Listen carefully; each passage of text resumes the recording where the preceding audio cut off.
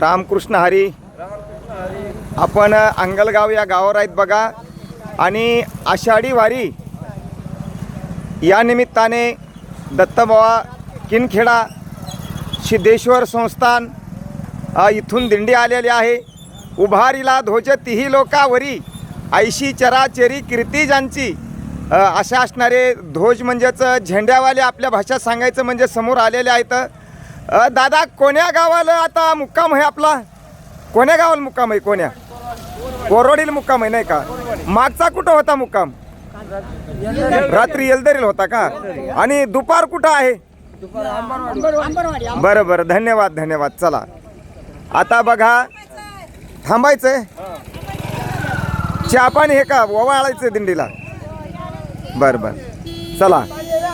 बघू शकता आपण अतिशय शिस्त आहे आणि हा वारकरी संप्रदाय शिस्तेचाच आहे.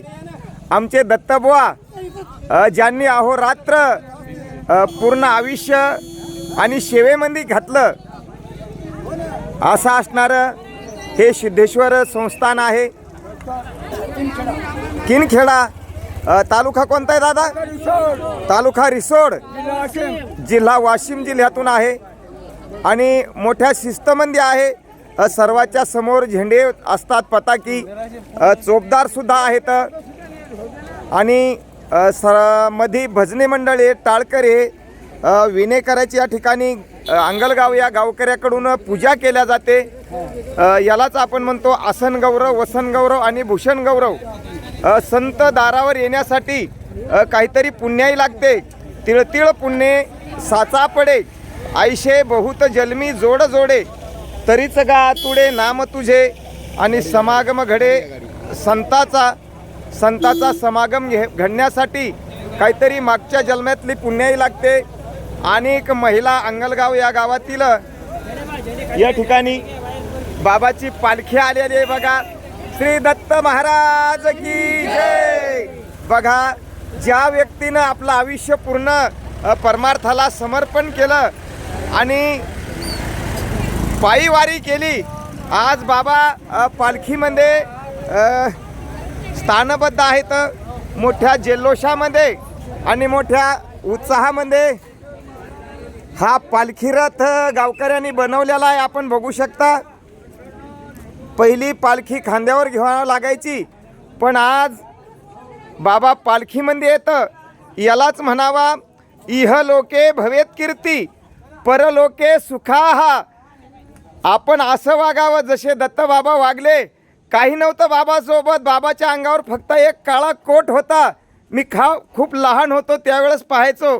पण कोटातली आणि त्यांची संपत्ती, त्यांची असणारी भक्तावर दया कधी संपली नाही बरं.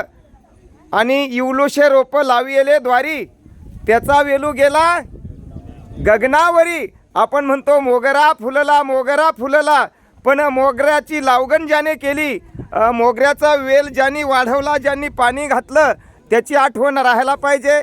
असे आमचे दत्तबुवा. आणि एवढ्या पेरणीच्या तडाख्यात कामाची वडताड असताना सुद्धा बरीचसे महिला मंडळ आहेत, बरेचसे गावकरी या ठिकाणी स्वागतासाठी आहेत. आता दिंडीचं प्रस्थान अंबरवाडी या ठिकाणी दुपारचा ठेपा होणार आहे. आणि दिंडीचं प्रस्थान संक्राळा, सावंगी, भांबळे, सावंगी, कोरवाडीला मुक्काम होणार आहे. आणि तरुण सुद्धा दिंडीच्या स्वागतासाठी इच्छुक आहेत.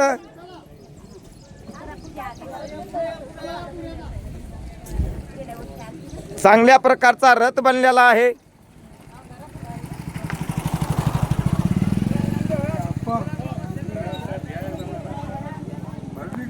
रामकृष्ण हरी दादा. रामकृष्ण हरी. दादा, रथ किती वर्ष झाले बनवायला? याच वर्षी बनवला का? याच वर्षी बनवला. 2 महिने झाले बरोबर. आमच्याकडे आलते तुमचे संयोजक आणि बऱ्याचशा भक्तांनी आता हे तिळतिळ पुण्य साचा पडे, सगळ्याचा वाटा लागला रथाला. आमचं काहीतरी भाग्य खेड्याच्या लोकांचं. बरोबर. दादा किती दिवसाचा प्रवास आहे बरं सारासारी? 27, 20, 22 दिवसाचा नाही का? किती सारासारी किती भक्त मंडळी असेल आपल्या याच्यामध्ये? 1,600 आहे का? बरं, गावकऱ्याचा तुम्हाला मुक्कामाला याला कसा प्रतिसाद मिळतो? चांगला मिळतो. बरं, उत्तम. चांगला प्रतिसाद आहे. किती वाहनं लवाजमा आहे आपल्या सोबत? 4 आहेत. 5 पाण्याचं टँकर पण आहे. बरं, आणि तिथं जी आपली उतरण्याची व्यवस्था होती रामबागेला, ती व्यवस्था कशी आहे? काही निवारा मिळाला का? चवाळा बांधावं लागतंय? नाही, पत्र टाकून शेड राहते, तात्पुरतं शेड आहे राहण्यासाठी. बरं, आपण विनंती करू बाबाकड की आम्हाला चांगला निवारा तिथं मिळो, नाही का? हो, आणि खूप मोठं अन्नदान आहे तिथं. बरोबर. अध्यक्ष सोबत आहेत का आता दिंडीच्या? हो, समोर गेले, पाठीमागून येणार आहेत. समोर गेले. समोर. धन्यवाद दादा. रामकृष्ण हरी दादा. रामकृष्ण हरी. दादा, तुम्ही कशा आले बरं अचानक? आंबरवाडीवाल्यानं बोलील तर जरा जवळ धरा नाही तोंड. आंबरवाडीवाल्यानं बोलील तर मस्के कंपनीनं बर. या म्हणले दादा दिल्ली आणि आली. मस्केकडे मला वाटतं दुपारचं आता जेवण आहे ना? हो, दुपारचं जेवण आहे. आणि तुमचं करंजी खूप दूर आहे. करंजीहून मला वाटतं दिंडीचं प्रस्थान नाही, पण तुमच्या पाठीहून जाती दिंडी, नाही का? हो, भेट देण्याकरता आले. बरं, दिंडी सोबतची कोणीतरी व्यक्ती त्यांच्याकडे द्या. रामकृष्ण हरी दादा. रामकृष्ण हरी. दादा, तुम्ही किती वर्ष झाले दिंडी सोबत चालता? 20 वर्ष झाले. हो, बरं, दत्तबाबा सोबत चालण्याचा सुयोग तुम्हाला लादला का? 1983 साली दत्ताबाबा सोबत आलो. त्यांच्या सोबत पायी आले? हो, बरं, बाबा बरं. होते. वा. हो. आणि त्यावेळेचा जो मार्ग होता तुमचा, हो, त्या मार्गामध्ये बदल केली का तोच मार्ग आहे? बदल केली. बरं, ही बदल कशामुळे केली तुम्ही? हे पुढे दत्ताबाबा समावल्यावर बदल केली. असं. हा. आणि पुरण्याची काय अडचण होती मला वाटतं हा. मध्ये? आता कसा मार्ग आहे तुमचा जरा सांगा, तिथून कशा मार्गाने आले? आम्ही आता रिसोडून धकलं उटी मुक्काम, बर. उटीहून धकलं की येलदरी मुक्काम, हा, येलदरीहून आता दुपारचं जेवण आंबरवाडी, बर.